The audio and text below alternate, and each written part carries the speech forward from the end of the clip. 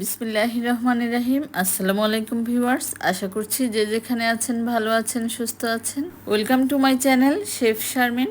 কি রান্না করছি বলেন তো? বড় মাছের মাথা দিয়ে মুড়ি ঘন্ট।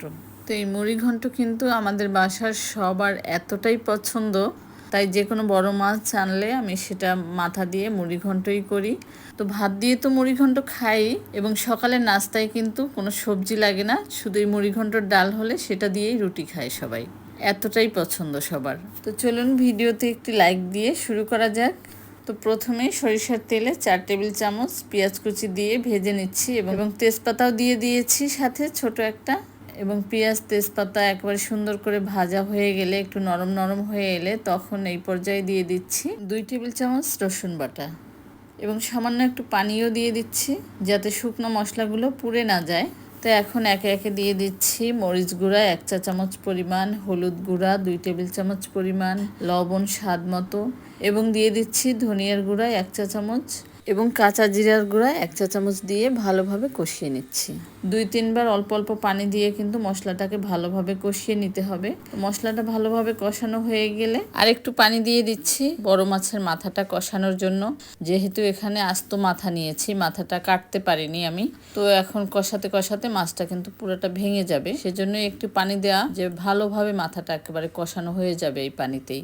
এবং ডালও ধুয়ে রেখেছি, মুগ ডাল কিন্তু এটা ভাজা মুগ ডাল। মাছের মাথাটা আগে ভালোভাবে কষিয়ে নিতে হবে, আর ভালোভাবে কষানো হয়ে গেলেই তারপরে মুগ ডাল যেটা ধুয়ে রেখেছি সেটা দিয়ে দিব। একসাথে কিন্তু মাছের মাথা আর ডাল দেওয়া যাবে না, তাহলে কিন্তু মাথাটা ভালোভাবে কষানো যাবে না, কারণ তাহলে মাছের মাথা থেকে একটা কাঁচা গন্ধ আসতে পারে, আর সেটা অবশ্যই খেতে ভালো লাগবে না। তো মাছের মাথাটা কষানো হয়ে গিয়েছে, আমি ঢাকনা দিয়ে ঢেকে দিয়েছি। ঢেকে দিয়ে চুলার আঁচটা কম রেখে ভালো করে একেবারে মাছের মাথাটা কষিয়ে নিয়েছি। তো এখন কিন্তু নরম হয়ে গিয়েছে, এবং মাছটা ভালোভাবে আমি মাথাটা ভেঙে দিচ্ছি। এখন আর একটু পানি দিয়ে দিচ্ছি। এখন ডাল দিয়ে দিব, ডালটা যাতে পুড়ে না যায়, ডালটা একটু ভালোভাবে কষাতে হবে, সেজন্যই অল্প একটু পানি দিয়ে নিলাম। তো মুগ ডাল এখানে আমি 2 কাপ মুগ ডাল নিয়েছি। তো ডালের পরিমাণটা আপনারা আপনাদের ইচ্ছা মতো নিতে পারেন, কারণ একটু বেশি ডাল নিলে কোনো সমস্যা নেই। কাজের ফাঁকে অবশ্যই আপনারা চেষ্টা করবেন একটু আল্লাহর ইবাদত করতে, বেশি বেশি ইস্তেগফার পড়তে।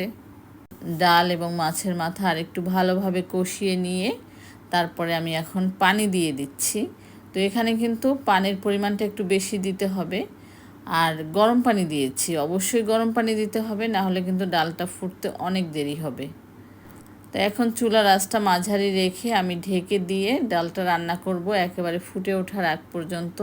আর মুড়ি ঘন্টের ডালটা কিন্তু চুলাটা বন্ধ করে দিলে একটু ঠান্ডা হলে কিন্তু ঘন হয়ে যায়, সেজন্য অবশ্যই আপনারা যতটুকু ঘন খেতে চান তার চাইতে একটু পরিমাণ যখন পাতলা বেশি থাকবে, সেই সময়টায় চুলার জালটা বন্ধ করে দিতে হবে। ডালটা যখন একটু ভালোভাবে সিদ্ধ হয়ে যাবে, একেবারে শেষের দিকে কয়েকটা কাঁচামরিচ ফালি দিয়ে দিচ্ছি।